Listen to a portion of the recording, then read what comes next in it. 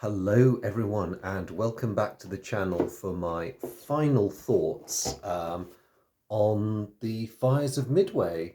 Now, this is probably going to be a fairly short video because I think I've made quite clear over the previous ones that I really do like this game a lot. Um, its gameplay is pretty straightforward, it's easy to pick up, it's pretty fast and furious once everyone involved knows what they're doing. And actually, it's really not that complicated a game at the end of the day. Now, in terms of its simulation value, because this is a tricky one, I would suggest that it's not the most realistic portrayal of carrier combat in 1942 that's out there. There's a lot of very well respected games that do that. There are some that go to incredible depths. I mean, some of the older Avalon Hill productions, I mean, Flat Top, if you really want to go crazy with this kind of thing. But I think the Fires of Midway does what it does very well. If I want an incredibly richly detailed historic portrayal of carrier warfare in the South Pacific, I'll go and play Flat Top. If I want something intermediate, I might play the old Smithsonian and Avalon Hill collaborations, Midway and Guadalcanal.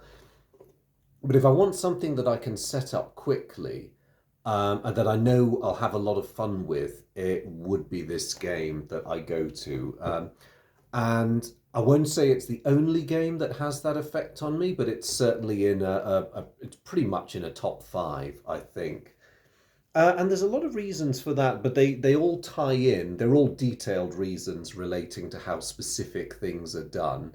And I'll touch on those in a sec. But I just want to say, collectively, what this game gives you is the incredible tension and uncertainty of carrier warfare in this period. You are biting your nails whenever you say, well, it starts with the search phase, as you all saw, the wonderful, wonderful search or destroy cards where you're effectively playing that memory game and hoping that you'll get an enemy fleet and you get a squall and an empty ocean, which is not a combination that you want. And as more cards are turned over, the tension mounts, especially if you can see that your opponent has been finding more useful cards. And then you get to the carrier phases where the US particularly, you need to get your guys in close. And I realized in the demo game I was a bit too cautious. I tried to keep the US carriers under the cloud cover, but the US needs to get in close so that they can hit the Japanese hard. The Japanese, wanting to rely on their longer range bombers, actually want to skedaddle a tiny bit and keep the US player at arm's length. But then, although your planes are more immune as the Japanese, you've got the longer range, there's always the chance that you'll get too many of these when your strike is headed for its target, and your planes might arrive low on fuel. You don't really want that either. So there's a lot of tension there. And of course, never mind the fuel situation, when you're sending your strike in, you play your action cards, but sometimes if you get cancellations, planes on plane or plane on ship, it sometimes comes down to those very, very well balanced and critically important dice rolls. And while I was making previous videos, there were moments when I was holding my breath as I rolled the dice. So that is the great thing that this game gives you. There's this tension that is palpable. And one thing I have found is the more players you have, the more palpable the tension is. So the Battle of Midway, where you've got a total of 7 carriers and an island, if you play with the divided command team game optional rule where each player controls effectively 2 air bases slash carriers, or in the case of whoever gets the Midway Island air base as well, the tension really mounts because of course you're also using all 8 of these things, so a lot can happen over the course of a turn. And the more carriers you have involved, the more your strategic options increase. Of course, do you spread your attacks in order to keep your opponent weak everywhere, or do you chance everything on a single hammer blow, knocking out one target after another? The downside of that being that if you focus on one victim, you're leaving the others to give some of it right back to you. And then there's other controversial decisions to be made if you're playing the campaign game. Yeah, let me get the rule book back, because the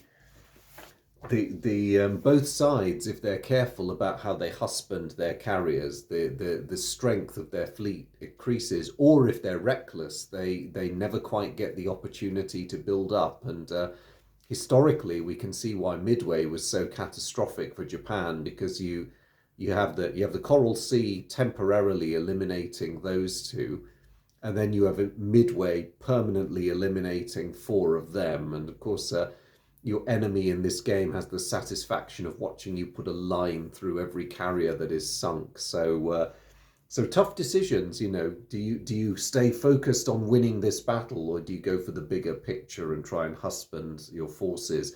But are you being overcautious? Now, I was amused to see that my decision to, I'll admit it, be a bit of a chicken and run after Lexington ate her third torpedo. Was it third? Second? There was a lot of flooding. I think it was three, but in the heat of the action, I slightly lost track. You know, maybe I should have stood and fought. That's the other thing this game leaves you with. I got so nervous with the poor old Lexington, because those final rolls I made against her structure, where I was lucky to pass every single one, if I had failed even one of those, at the end of that final turn, Lexington would have looked like that, and I would have been entering a new phase with a carrier in a pretty bad state and her hull marker there. And it would have been a recipe for all kinds of horrendousness. So did I make the right decision? Didn't I? A great nod to how well this game does what it does is that I'm still thinking about it a day or so later. Maybe I should have fought. Maybe I should have saved Lexington. I don't know. Only one way to find out. A rematch. Must see if any of my friends are free and fancy a bit of carrier warfare. So yeah, the game does that really, really well. It ties you up in this really, really gut-wrenching game of do I, don't I, do I press my luck? Do I go down the halfway house? Do I play battle stations? Do a bit of, tiny bit of repair and send a minuscule strike of 2 aircraft cards? Oh, don't know. And there's no downtime in a real sense, because although you're sitting there waiting while other carriers take their turns, you are still having to see what the results of their strikes are. You may well be on the receiving end of their strikes, in which case all of a sudden you've got plenty to do. And yeah, you have to watch this unfolding situation and just hope that you are in good shape when your turn comes to chuck a bunch of these at the enemy. The mechanics of the game, I don't have to dwell on how those work. You've seen them, but I love the fuel mechanic and I love the opposed dice roll mechanic. I think they're superbly clever. I do think some of the US aircraft have been slightly hard done by in this game, because yes, the Zero had 20mm cannons, but they had very limited ammunition. And the Wildcat actually carried plenty of ammo by the standards of the day for its 50 cal. So I would have thought they deserved, either the Zero needs to be cut back a bullet icon or the Yanks need to be given another one. But that's just my opinion. I mean, the Wildcat does make up for it by being slightly tougher than the Zero. The fuel capacity of these aircraft is well represented. The US did really wrestle, certainly in this period in the war, with aircraft that were much shorter range than their Japanese counterparts. And then you've got the ships themselves. I mean, the Japanese ranks are, of course, swelled by tiny things like Ryujo here, who are quite weak in terms of their ability to absorb damage. And I like the detail that even on their larger carriers, Japanese flak is slightly less effective than its US counterpart. That is as it should be. It's quite accurate for the period, I think. So yes, the game does all that very well. And then if you didn't have enough of the uncertainty, there's the jollity offered by the action cards, which give you yet another dimension to worry about, the luck factor.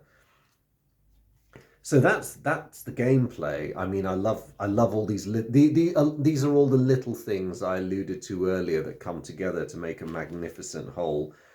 Components wise, it's not the sturdiest card stock, but it's not the weakest either. But I pretty much bought this game when it came out in 2010, and these look like I got them out of the box yesterday.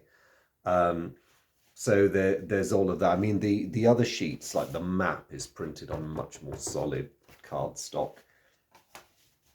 Um, yes. Oh, and of course, there's all the other gameplay options that I sort of mentioned over the course of the last few videos, but I'll explore in a bit more detail here. So, as you know, you've got the campaign game. You can play through all the missions. Um, I did mention the historical rules and the advanced rules as well, which I didn't play with this time. But the historical and the advanced rules basically make the game a lot more brutal, and they make the damage a lot more realistic. Some of you probably raised eyebrows at the fact that both Shoho and Lexington absorbed a pretty hefty number of hits in the demo game that I played.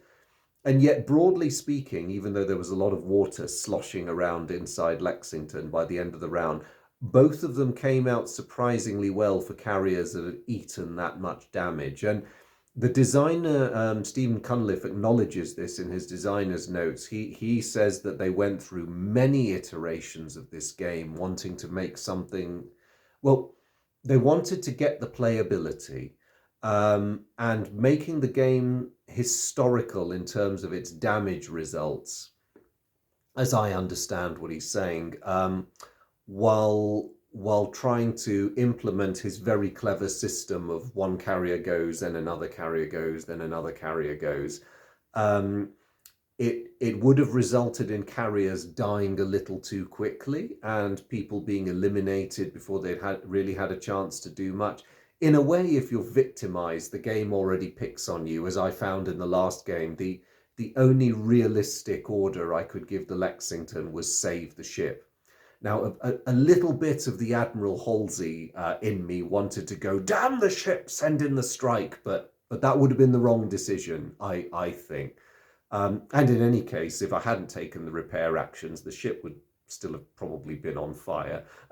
So sorry, Halsey, not today. So yes, in a way, the game already punishes you that way, but at least it allows you to remain in play and competitive. If you use the historical damage rules, torpedoes inflict 2 critical hits per hit. Now that's major because, of course, in the regular rules, each torpedo hit just gives you 1 crit. If you're taking 2 crits, that puts your ship in very serious trouble indeed. And if you bring in the optional damage rules for the Midway scenario, rather than waiting till the end of the round, if your crits travel all the way there and go beyond it, you're flipping that straight away. So it is worth playing with the historical rules, but you will find the games are very, very brutal. Particularly the Midway scenario, which highlights a lot of the failings of the Japanese in terms of command and control. Um, it does make their force very vulnerable indeed. They still have their massive punch, but they are vulnerable. What else can I say about this splendid system?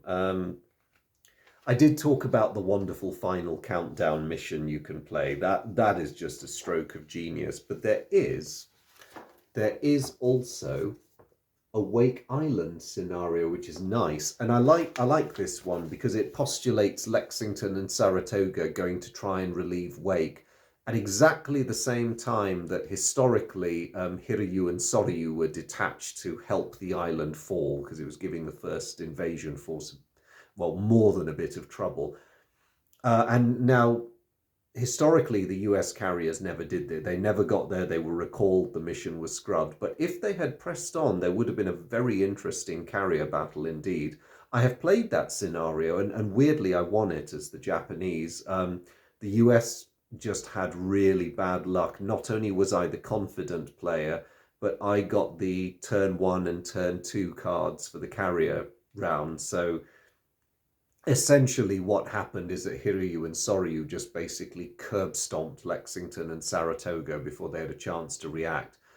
The situation there was not helped by the fact that, in December 1941, at least one of those carriers was still carrying its complement of Brewster Buffaloes. They hadn't been replaced by Wildcats yet. And if you think the poor Wildcat isn't that great in this game, trust me, the Brewster Buffalo is even worse. It really is there just to distract a zero before it dies, unfortunately. It is possible for it to do something, but you have to be so lucky. So lucky.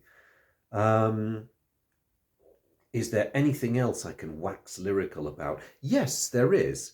Would you believe me if I told you this game is portable and can be played on a commute? I do this a lot. The answer is yes. This game can be played on an upturned work bag as long as there's no one sitting in the seat next to you on the train.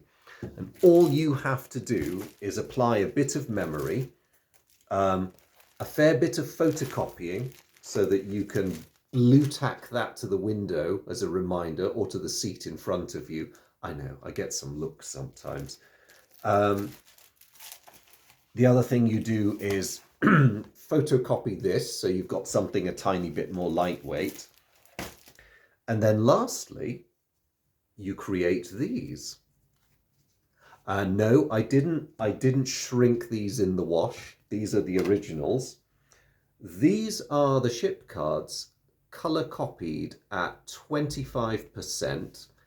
And because my workplace very, very considerately printed me a load of business cards with my email address wrong, these would have been recycled, but they've now been turned into US and Japanese aircraft carriers. Thank you, work. That was really awesome of you because that was exactly the size that I needed. I was taking a bit of a guess with the 25%. And guys, those of you who own this game, do try this because trust me, being able to play this game on a long train journey is so cool. So these nice chunky counters, which fit so well on the big carrier cards, believe it or not, they fit pretty decently onto these miniature ones as well. And as long as you don't take too much damage, look after your carriers, please. You still have room to stack all your damage counters on the top. Just have to keep the stacks neat and move them every now and then. And you still have enough space either side to deploy your cap and things like that. Now, if I'm playing a big crowded battle, and I have played Midway on the back of my work bag, I'll take a photo one day, next time I do it, just to prove it. You do sometimes have to put your cap on top of your carrier, balance it precariously, but this is doable. Trust me, guys, it's doable. And I just want to say that yes, this does represent a little bit of effort and time and thought, but I would not have put this effort and time and thought into this if I did not think this game was worth it. I met up with a very good friend of mine just the weekend just gone, and we played this, and you know what? We had an absolute blast, even with me in the heat of the moment forgetting some of the rules and doing something wrong. I do that when I get overexcited, sorry. But yeah, if you can pull off something like this, then do it, because it means one of the most awesomely fun games out there is suddenly transportable. Now, a friend of mine has done a variant of this where he basically reduced, but he photocopied both sides' aircraft carriers for each scenario onto a big sheet of A3 paper. So you basically have a battle board. All you need to do is just unfold it. There's so many little tricks like this that you can do to take this game on the road with you. So yeah, I really enjoy this game.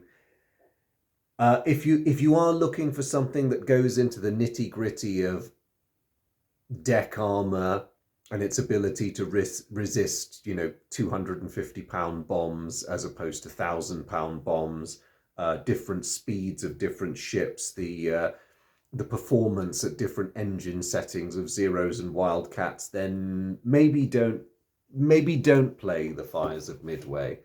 But if you want a quick game full of tense moments where you're sort of holding your breath 1 second and then wildly cheering or openly weeping as the dice gods either love you or hate you, or if you realize you've made a terrible, terrible mistake as aircraft after aircraft falls victim to the remorseless fuel results on the cards, then I would say this is very much the game for you. This game is a huge laugh. Don't take it too seriously. It's a very good game, but it is a very, very fine achievement by Stephen Cunliffe and the people who worked with him. Some people have pointed out the unfortunate spelling errors. I'm afraid the game is riddled with them. If you're easily annoyed by such things, be warned now. Admirals' names are occasionally misspelled. You go through the rule book and there here and there wrong words are used, spelling errors. It's nothing that's a deal breaker, but if it bothers you, then be warned. It's worth pushing through it and persevering because it's such a fun game, but there's a lot of that stuff in there, unfortunately. But yes, this, as I've said before, I definitely recommend to anyone who has not tried it. If you've got a friend who has a copy, track them down and demand a game off them. It's similar in some respects to the designer's other title, The Hell of Stalingrad, but I own both, and I think this is much the superior of the two. Stalingrad is a good game. This is better. And there's probably a bit more replay value in this one, I feel, and a lot more options and customizability. So yes, I probably ought to stop enthusing at that point because otherwise I'll start talking myself into a bit of a circle. If you want to get yourself into the mood, put Midway on in the background. Either film, the classic 70s one or the newer effort, both will work well. So yes, try this game. And if it's not that expensive as these games go, if you fancy owning a copy yourself, then I recommend it. It sees a lot of action in my household and my gaming circle. So yeah, hope you enjoy it. If you do get a chance to try it, thank you very much for listening to me go on and on and on. I usually try and make the final thoughts videos a bit shorter than this, but put it down to enthusiasm. And it only remains for me to say a huge thank you to all of you for following this series. I've had such a blast making it, and I hope you guys have enjoyed following it. Thank you for all the lovely comments of those of you who definitely have enjoyed it. I'm really, really honoured and gratified by those. And thank you for following the channel generally. So until the next thing, I believe I owe you guys a Ships of War, and there may be a couple of other shorts I do either side of the Ships of War. Until the next video, whatever I pull out my brain and inflict upon all of you, thank you so much. Hope all is well, and wherever you're watching from, greetings and salutations as always, and I look forward to seeing you guys in the next video. Take care. Bye.